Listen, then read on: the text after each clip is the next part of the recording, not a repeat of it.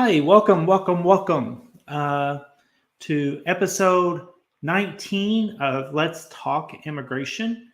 Um, I don't have an agenda of anything to talk about issues immigration wise, so it's very important for this show to give me your questions.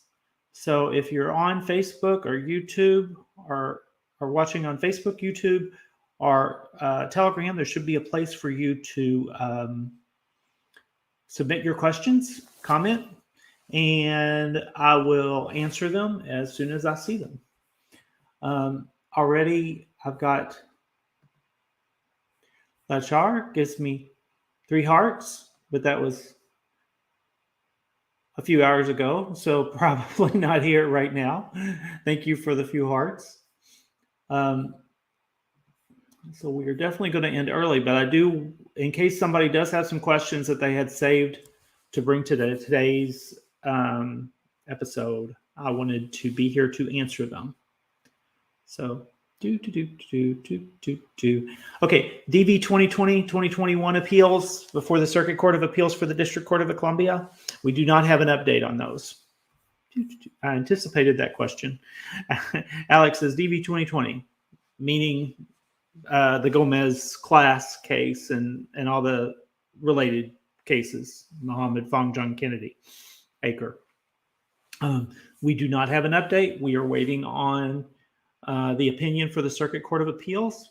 I know some people are out there speculating on what day that will come or what month that will come.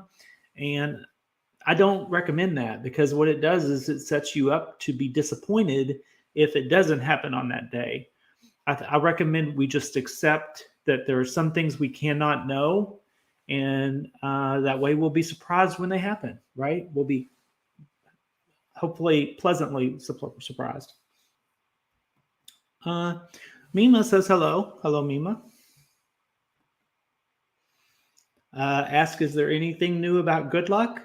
I just covered that in that I said that we don't have any news on the good luck RDV 2020 Gomez appeal. We don't know. We're waiting on the opinion from the Circuit Court of Appeals. Gali says, we still have a hope, or is over? Well, I say we still have a hope. I think it would be premature to give up hope. Okay. It's not over. We don't even have the opinion yet. So on the appeal. So no, it's not over. Okay. Here we got this question. I assume it's from Telegram. I'm a good luck plaintiff and currently on an O1 visa in the United States. It's a non-immigrant visa. What would be my course of action if the appeal grant permission on reserved visas? Okay. Great question. Your course of action would be depending on a few things. First, you have to wait for more than the appeal, because good luck, unlike Gomez, has another step. We have to win summary judgment before Judge Mehta. So we would have to wait for Judge Mehta. Say we won the appeal. Then we would need to wait for Judge Mehta to issue an order on summary judgment. We're very optimistic about prevailing and winning on that. And then after he issues summary judgment, he will tell State Department how much time they have to issue those visas. Now, the next thing we would need to find out is whether or not the good luck visa numbers, DV green cards, could be available for adjustment of status from within the United States. It's unclear. Okay. This thing with judges reserving unused visas is a new thing. So we don't know how that's going to work. There are arguments for why they should, and then they have arguments they've already expressed to me on why they shouldn't. There are arguments on why they shouldn't is our lawsuit was about visas, not adjustment of status within the U.S. But then the law, the Immigration and Nationality Act, says that any visas, any DV that you could get through a visa, you should be able to get through adjustment of status. If you can get a green card one way, you should be able to get the other. So there are arguments on both sides, but we don't know how the government is going to interpret the order. All we know is that initially they've pushed back a little bit and give us reasons why they might not allow adjustment of status in the U.S. So in that case, if that's what's happening, if they don't allow adjustment of status in the U.S., and I'm a little worried that they won't tell us and we might have to do a test case because they're completely, the Biden administration is as anti-immigrant as the Trump administration is, the way it feels sometimes. If they don't tell us, we may have to experiment with a case to find out. But if they don't allow adjustment of status within the U.S., you would need to do a consular interview at a consulate abroad. Okay. Probably the one where your case has already been deployed to would be the easiest. But if there's a reason you can't go back there, maybe it will be possible to change the interview locations. We don't know. I think it depends a little bit on how much time they have to issue the reserve visas, because there are only so many reserve visas, and you don't really want to play a game with moving your file around to a place that may cause you another delay, because all the visas disappear and it's over, right? So I hope that answers the question. For people that are in close to your situation, but a little different in that they're in the U.S. and their non-immigrant visa is about to expire, I can tell you that you will not be able to adjust status to a DV if you do not have lawful status. So if you are in the U.S. and you are on a visitor visa or student visa and it's about to expire and you're thinking, well, I will just stay in the U.S. and see what happens and maybe I'll get the DV. You probably won't, because you will effectively sabotage your DV path by having unlawful presence in the U.S. You won't be able to adjust from it. And then if you leave, you'll have an unlawful presence bar. You just create problems for yourself. I realize that there are some people in the U.S. that are Gomez class members or good luck plaintiffs that could may have a viable asylum claim. If you were fleeing persecution from anywhere, but specifically what's in my mind right now is Afghanistan or Russia or something like that, then, or Iran, what you could do is contact Rafael Urena on our team, and he will talk to you about your asylum claim and whether or not that's something that may be viable. Okay.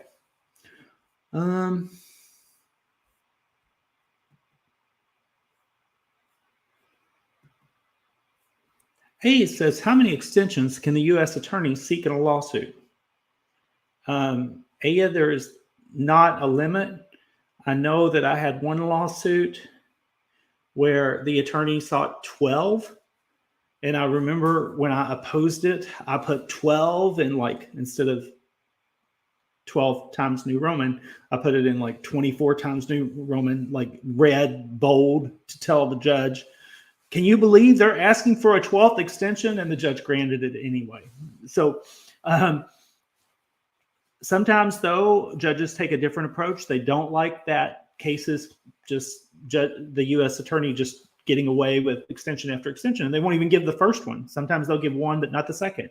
Or they'll give one with a warning that they're not going to give the second. I kind of like judges that do that. I think that's cool. Okay.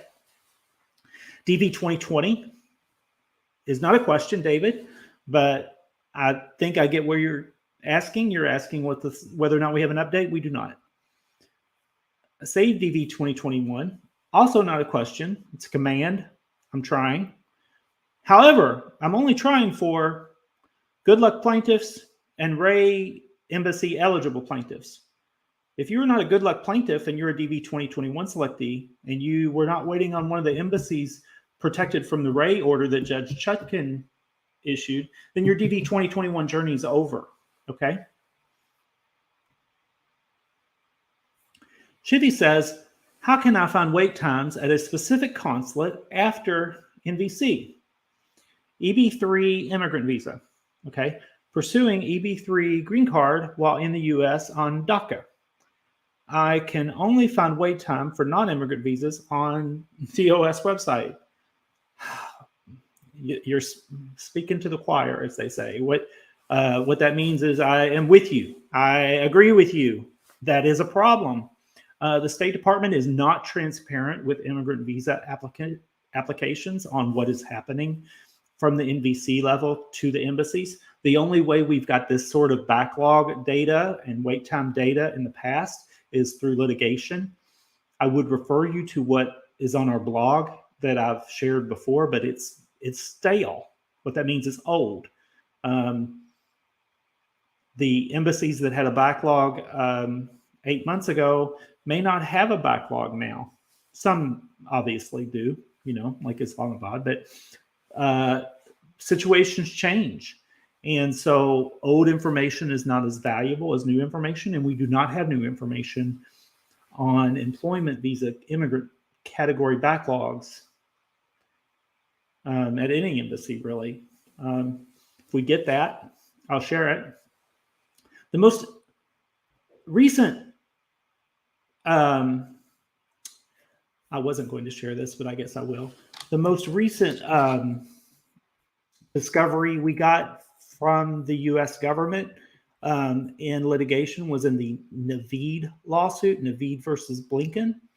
If you go to our website, we share most of our important lawsuit filings here on the group lawsuits. And Navid is family-based. Navid.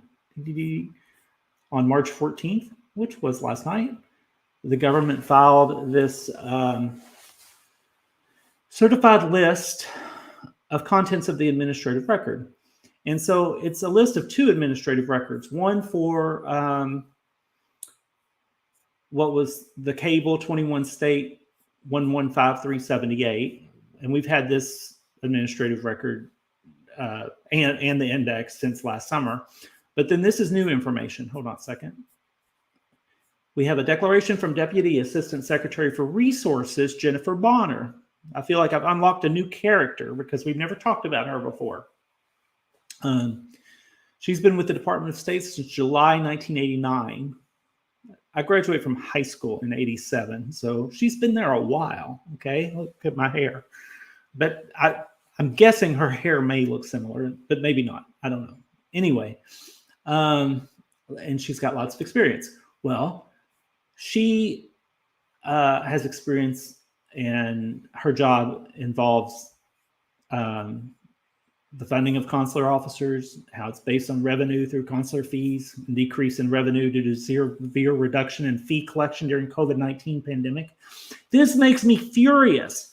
How on earth did they say that there was a reduction in revenue through consular fees during COVID-19 pandemic when people were still going in and paying their fees on the DS-260? Because with an immigrant visa application, except for DVs, the applicants prepay, they pay in advance. So this is just, Jennifer, I'm sorry. I'm not buying this. I'm not buying what you're selling there. That doesn't even make sense to say that there was a budget shortfall from collection of fees when you collected the fees anyway. There's a backlog of over 450,000 documentarily qualified visa applicants who have already paid their fees and you haven't given services to yet. So there you go. But what I was going to say is this was the index that they provided that they've never provided before because we've never actually challenged the staffing reductions at the U.S. Embassy Islamabad until the Navid versus Blinken plaintiff, Navid versus Blinken lawsuit. And what's interesting is they point to all these things from like 2020, which I know why they did it. Secretary Pompeo did take affirmative steps to defund the State Department generally, but also the Bureau of Consular Affairs. So I get that Secretary Blinken did that. I just realized I'm not sharing the screen I'm on. Man, I need to do better.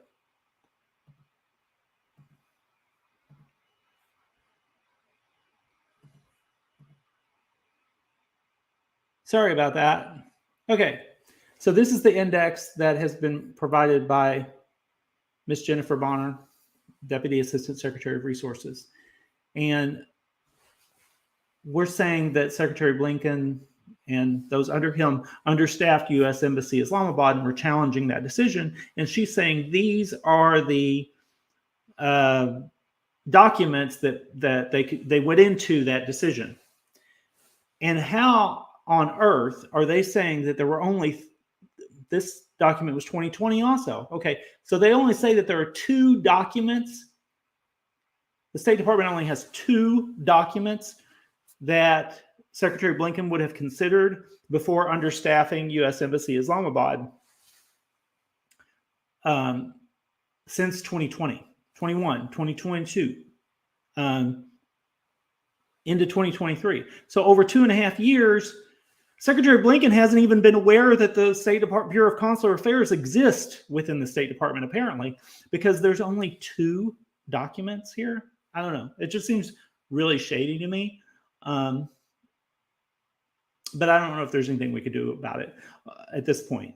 I can file Freedom of Information Act request for those documents, but it's hard to identify them when they don't put the date, and also that will take a while.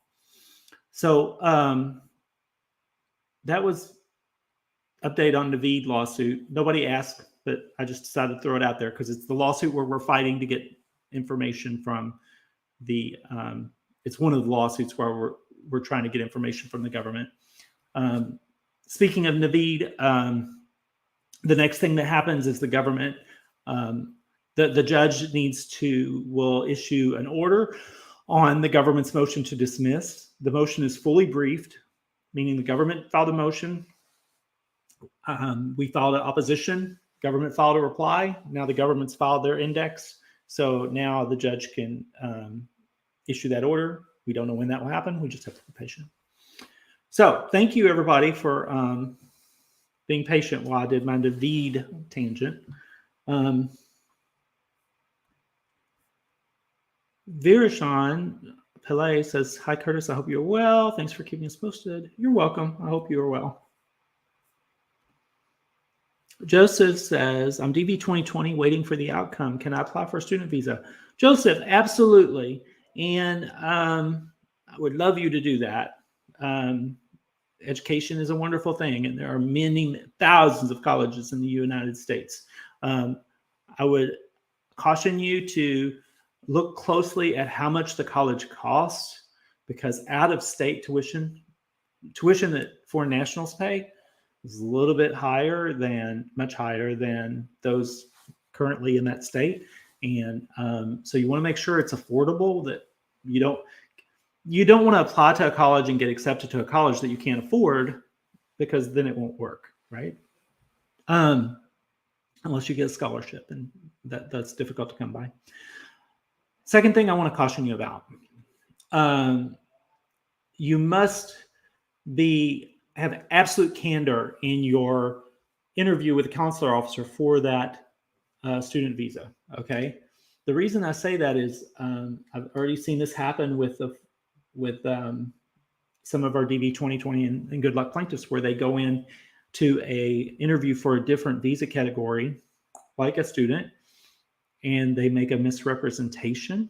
They might think it's a little minor situation, but the refusal code for making a misrepresentation of the State Department transfers to other visa applications. Okay, so if you if they think that you committed fraud against them, they will not. They are very unforgiving. The State Department is very unforgiving. It takes a waiver that it's impossible to get unless you have an immediate qualifying relative in the U.S. So just be careful when you're in the interview. Listen to what the consular officer is saying, and use candor. Be forthcoming with the information that they want. Don't try to keep secrets or anything. Don't pretend like you were not a DV 2020 selectee. It should not be relevant that you were. Just say, hey, I was a DV 2020 selectee, but I did not get the visa. You don't need to talk about the lawsuit. That's not relevant. The thing is, you did not get the visa from DV 2020. That's all you need to say. Okay. David said, save DV 2020 again. Okay. Fuad says save DV 2020. Okay, save. That's a imperative form of a verb. You're telling me what to do. I'm here to help you. Okay, I know that we want to do everything we can for our clients. Okay, I'm with you. Okay. This comes from Telegram. We have seen with DV 2022 how fast they can process visas. How long do you think it will take for embassies around the world to process all reserved visas? 1 to 2 months? It's a great observation. Since there's only about 20,000 visas that have been reserved between 2020 and between Gomez and Goodluck and Go and Ray. I mean, it's feasible they could do it in 1 to 2 months. I don't think that they'll do it that fast, but if I was them, I wouldn't want to drag it out forever. The sooner it's over with, everybody can move on with their life. So I suspect that they'll do something that's in the 3 to 6 month, maybe 9 months. I don't know. I'm guessing. And also, the judge could be involved. If it doesn't seem reasonable, the judge might be involved. Could just be that there's no timeline, but when they're gone, they're gone. Because when they're gone, they're gone. That's true. Once the reserved visas are all issued, there's no more. It's over. Okay. Galia says, why the government during the court process asked the judge, EM are ready to give visas in fiscal year 2023. It's not our mistake to not accept their offer at that time. Hello, Galilee. I've explained this in the past. You can find the transcript to that hearing that you're talking about on our website, and that is not what happened. Okay, that's a mischaracterization of what happened there. The judge was asking hypothetical, if I was going to order this, when would you want to issue the visas? And the government's answer was, we don't want to issue the visas. And he's like, has a knife to their throat, and says, you have to give me a day. And they said, well, we would do 2023. That doesn't mean that wasn't an offer. That was them saying something because they didn't have a choice. Okay. That wasn't an offer. And we didn't have a chance to accept it because it was not it's just a myth that was an offer. Okay. Mima says, thank you. You're welcome, Mima. Shiva says, any idea of New Delhi has a backlog? I'm an Indian citizen who's born in France. I'm assuming I'll have a consular process in New Delhi.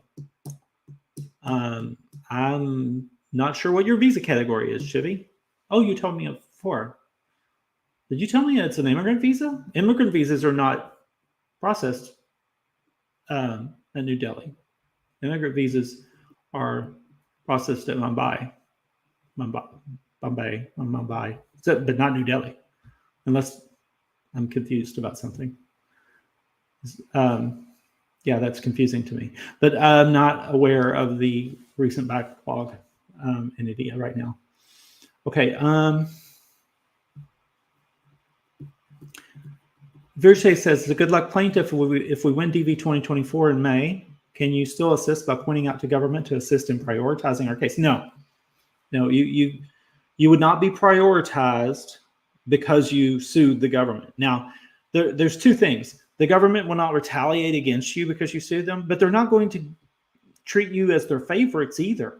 I mean, you're not going to get any special privilege because you won the DV again. But we could represent you. Right now, we are representing a few DV 2023 selectees. And I know in 2022, we represented a lot of people that we represented in 2020 and 2021. So you also asked what would be a compelling argument for government to prioritize the winner. No. Prioritize, there's no compelling arguments for the government to prioritize one selectee over another because that corrupts the system. That's not what it's about. I mean, there are some arguments in narrow situations, but not this one.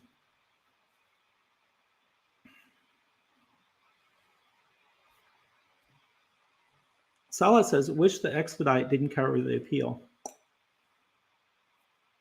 I'm not sure what that means. If only the expedite request covered the appeal too. Oh, you mean if you could send an expedite request to a court? Yeah, courts have a different system. Okay. If I remember correctly, we did do expedited briefing, and we did do a faster track with the appeal. But a faster track for an appeal is still feels like a glacial pace because federal courts are very busy. James says, good evening. Good evening, James.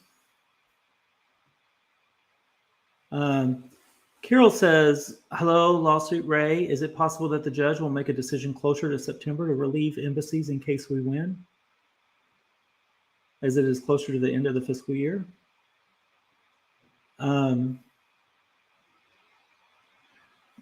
I'm confused why you say the judge, because what we're waiting on for Ray, same with Good Luck and Gomez, is we're waiting for a 3-judge panel of the appeals court. So we're not waiting on a judge. We're not waiting on Judge Chutkan. We're waiting on the appeals court. And so when the appeals court issues their opinion, I don't know when that will be. It could be September, but I'm hoping it's a lot sooner. From Telegram, we have, no, from Facebook, we have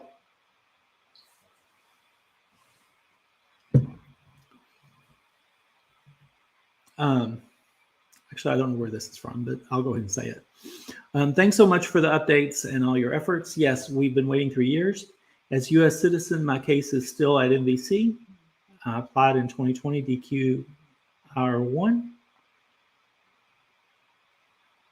Is there any way to find that timeline for R1? Please share update. Thanks.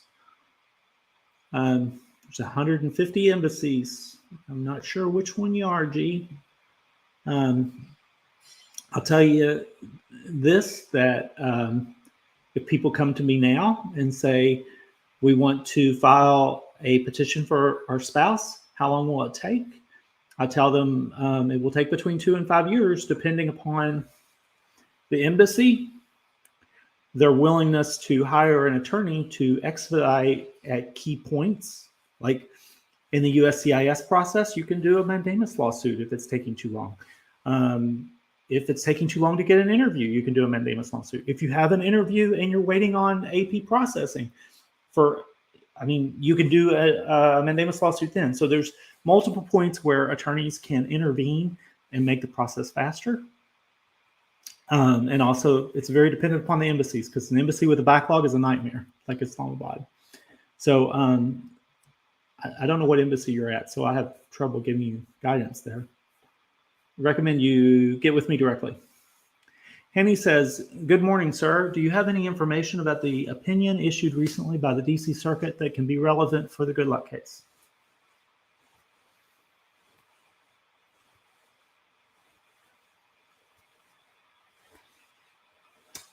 I don't know which opinion you're talking about, but you've got me curious.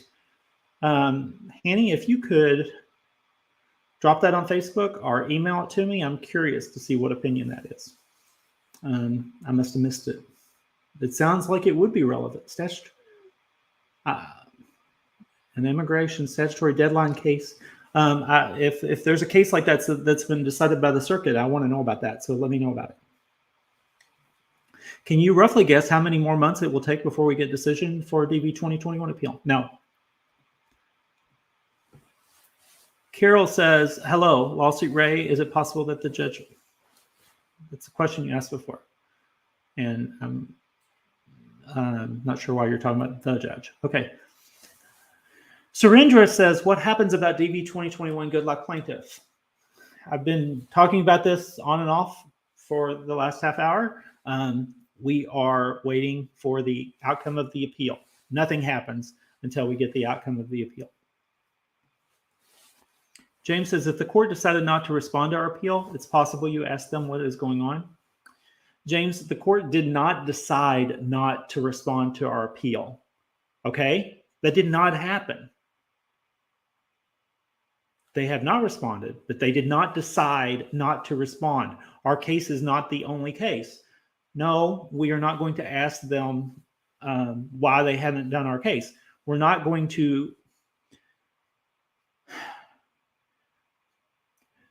say you want honey and you see a tree with honey, but then there's a bunch of bees and they haven't made enough honey. You don't go put your head inside the tree to say, hey, bees, why is there not more honey? You don't do that. You get stung, okay? We have to wait while the bees make the honey.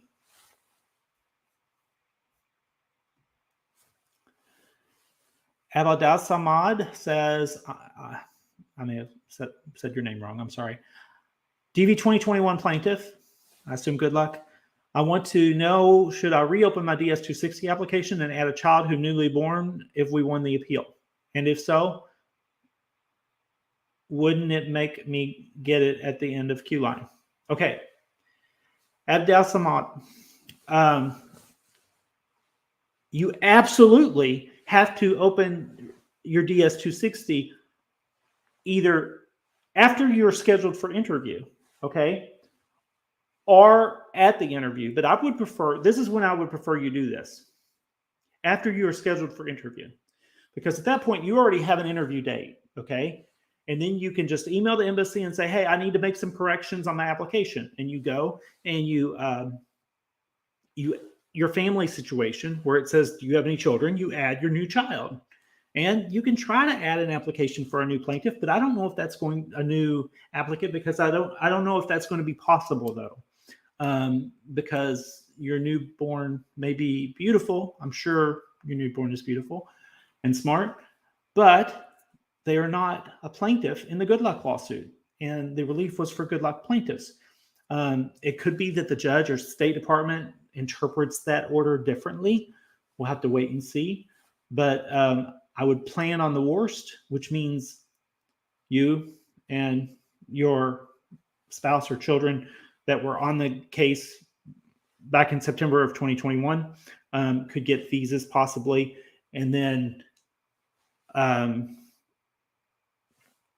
either mom or dad comes to the U.S., gets the green card, and petitions for the baby. Okay? That is something that we've done for several families. It's a long process. We have some ways to expedite it and move it along if you've got some resources, expedite requests and mandamus lawsuits and things. There's something called only U.S. citizens can do that. There's direct processing right at the embassy too, but I don't think that we could do that in that situation. So anyway, we have to wait to see what's going to happen, but you're probably going to have a hiccup, okay? Since your baby is not a good luck plaintiff. It just may mean that your family's journey to immigrating to the U.S. is longer. And I said that that's the worst case. The worst case would probably be that you don't get an interview or you don't get any visa, because a lot of good luck plaintiffs are not getting visas, okay? There's only 6,914 reserved by Judge Mehta for good luck. And I'm going to guess wrong. 966 for Ray. And I forget for Go. Okay. Jessica says, good evening. For good luck case, is only the selectee or also with selectee spouses and selectees and kids? Neither. Okay. It's not selectee spouses and selectees kids. It's the named plaintiffs on the good luck case. So if a selectee wants to go marry a new spouse now and they have stepkids, that's great, but they're not good luck plaintiffs. That's my interpretation, and I think that that's going to be State Department's interpretation of Judge Mehta's order. I could be wrong, but if you're asking, your first question, is it only the selectee? No, it's not only the selectee. It's the good luck plaintiffs, okay? If you signed up to be a plaintiff in good luck, we ask you who your spouse and your children were, and we listed them as plaintiffs. For your children, we use their initials. So if your child's name was Richie Rich, there's a little R right after your name. That's your child is a plaintiff. Okay. DV 2020, any update? You must have just joined us because I've been talking about that quite a bit. No. Can I still join the Islamabad lawsuit? Hey, G, no, you cannot, but you can follow it. And who knows, maybe someday we'll do another one. I'm really hoping to get to see some progress in this one. So far, we've only had 2 or 3. Is it 2 or 3? I can't remember. 2 or 3 of the 10 families that are plaintiffs on Navid have been set for interviews. So we've got a lot of work to do on Navid before we try another group case for that particular embassy. Okay. Honey says, I was talking about that case you talked about a few weeks ago. Oh, where they bring an opinion from SCOTUS. Okay, from the Supreme Court. Okay. And Jesse Bless responded. Okay. I thought you were talking about like a new opinion that just come out of the DC Circuit. You're talking about the Supreme Court opinion that the government took to the court and said, hey, this is like the same thing. And it wasn't the same thing. Jesse Bless's response was exactly what I would say. I wouldn't change a word. Okay. In fact, that his response was kind of what was, it was a little bit smarter than what was in my head. But what I was putting in my head was, I was thinking, well, why would we tell the court that? Because it's just obvious. But then when Jesse wrote it down and then submitted it to the court, I'm like, yeah, even though it's obvious, we need to tell the court this case is not that case. So it wasn't analogous, and I don't expect that the appeals court will rely on it.